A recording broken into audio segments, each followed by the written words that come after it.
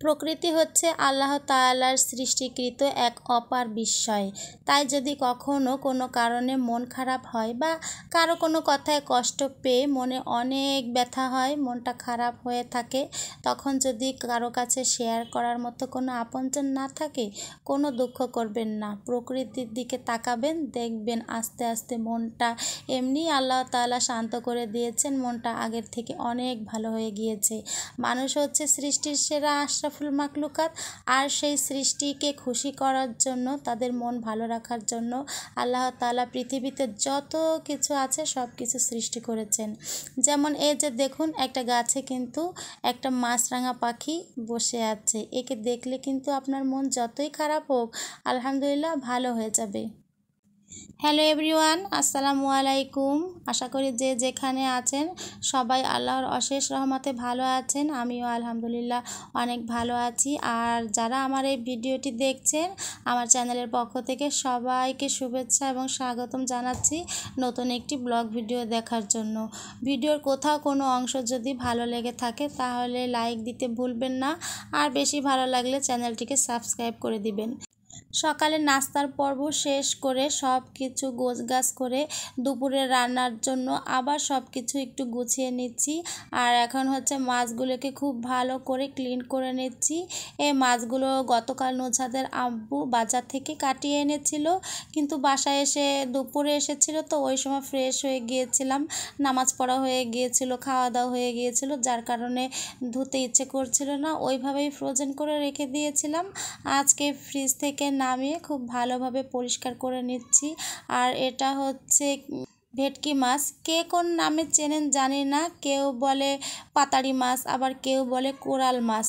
আসলে একই মাছের 3-4টে নাম, এক এক জায়গায় এক এক রকম। তো আমরা সাধারণত ভেটকি মাছ নামে চিনি। আর বাজার থেকে মাছ আনলে কিন্তু আমি সেগুলোকে যত ভালোভাবে পরিষ্কার করি না কেন, তারপরও মনে হয় যে আরও একটু ধুই, একটু গন্ধ আসতে পারে, যার কারণে অনেকবার মাছটা ধোয়ার পর তারপরেই কিন্তু রান্না করি আমি। আর আজকে সবার পছন্দের রান্না হচ্ছে, আমার হাজব্যান্ড তো একেবারেই মাছে ভাতে বাঙালি, যেটা বইতে সব সময় পড়তাম, সেই মাছে ভাতে বাঙালিয়ানা একটা মানুষ আমি পেয়েছি। মাছ ছাড়া তো তার চলবেই না। তাকে যতই মাংস, পোলাও, রোস্ট, বিরিয়ানি দেওয়া হোক না কেন, একটু মাছের আইটেম যদি তার সঙ্গে না থাকে তিনি কিন্তু একদমই পছন্দ করেন না। সব সময় ছোট মাছ হোক বা বড় মাছ হোক, মাছের একটা আইটেম কিন্তু নুজহাতের আব্বুর প্লেটে সবসময় থাকতেই হবে। তো আলহামদুলিল্লাহ পছন্দ অনুযায়ী আল্লাহ তাআলা কিন্তু সেভাবে সবসময় এই মাছটা আমাদের রিজিকে রাখেন। যতটুকু মাছ রান্না করব ততটুকু রেখে বাকি যে মাছগুলো ছিল সেইগুলো আবার আমি আমার পরিমাণ মতো প্যাকেট করে ফ্রিজে রেখে দিচ্ছি।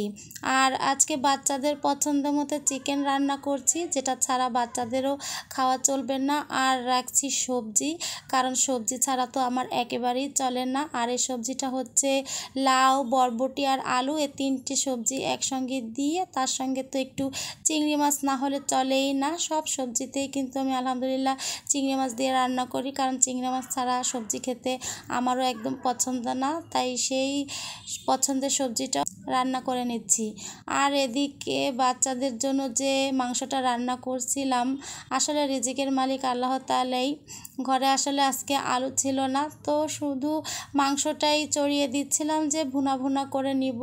এরই মধ্যে হঠাৎ করে দেখি তরকারি আলা বাহিরে এসেছে, তো সেই অনুযায়ী আমি তার কাছ থেকে আবার আলু কিনে গ্যাসটা প্রথমে বন্ধ করে দিয়েছিলাম তরকারি আলার শব্দ শুনে, তারপরে আলু রেখে সেইগুলো কেটে এখন আবার রান্না করছি। রান্নার মাঝখানে আবার হঠাৎ 2-1বার কারেন্ট চলে যাচ্ছে, বুঝতে পারছি না আজকে বিদ্যুতের কি সমস্যা।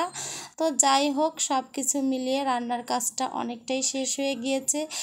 আর রান্নার ফাঁকে ফাঁকে বারবার বেলকনিতে আসছিলাম, আবার ছুটে ছুটে রান্নার কাছে যাচ্ছিলাম, এভাবেই ছোটাছুটি করতে হচ্ছিল, কারণ বাইরে প্রচুর মেঘ ছিল, যে কোনো সময় বৃষ্টি নামতে পারে। আর কাপড়গুলো যেহেতু বাইরে শুকো দেওয়া, ভিজে যেতে পারে, এজন্য বারবার একটু কাপড়গুলো তুলছিলাম, আবার রান্না করছিলাম। তো এক পর্যায়ে আলহামদুলিল্লাহ বৃষ্টি নেমে গিয়েছে, রহমতের বৃষ্টি। আর এদিকে দেখছিলাম হাঁসগুলো একদম নিজেদেরকে খুব ভালো করে ক্লিন করছে। ওই যে বলছিলাম না, মন খারাপ থাকলে প্রকৃতির দিকে তাকালে কিন্তু অনেকটাই মনটা ভালো হয়ে যায়। আর মনটা কেন খারাপ সেটাই বলছি। গত 3-4 দিন ধরে খুব মন খারাপ, কারণ শাশুড়ি আম্মু প্রচুর অসুস্থ। হঠাৎ করেই তার শারীরিক অনেক প্রবলেম দেখা দিয়েছে, যার কারণে কিন্তু প্রচুর অসুস্থ। সবাই একদম কান্নাকাটি করছে, আর সেজন্যই আমার মন খারাপ। যশোরে আমার ননদরা ডাক্তার দেখাতে নিয়ে আসবে বাড়িতে, যেহেতু আমার দেবররা কেউ নেই। ননদরা বাড়ি থেকে একটু দূরে হলেও বাড়ির আশেপাশে, তাই ওরাই হচ্ছে শাশুড়ি আম্মাকে ডাক্তার দেখাতে নিয়ে আসবে। যেহেতু বাচ্চাদের স্কুল খোলা, আবার 2-3 জায়গায় টিউশন রয়েছে, তাই ভেবেছিলাম শাশুড়ি আমার পছন্দ মতো কিছু খাবার রান্না করে যশোরে গিয়ে শাশুড়ির সঙ্গে দেখা করব, প্লাস ননদদের সঙ্গেও দেখা করব। তো সেই অনুযায়ী শাশুড়ি আম্মার জন্য ইলিশ মাছ, সর্ষে ইলিশ, সামুদ্রিক আরও একটা মাছ, এগুলো রান্না করে নিয়ে স্টেশনের দিকে গেলাম, যে ওখান থেকে ট্রেনে করে যেতে একটু সুবিধা হয়।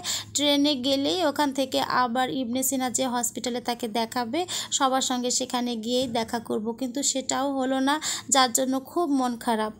স্টেশনে গিয়ে দেখি ট্রেন মিস করেছি। ট্রেন ছিল 11টায়, তো আমরা 11:15টায় পৌঁছেছি, যেতে পারিনি। এজন্য একটু মনটা খুব খারাপ ছিল। তো কি আর করা, বাসায় ফিরে এসে নিজেদের প্রয়োজন মতো সব কাজ করছি।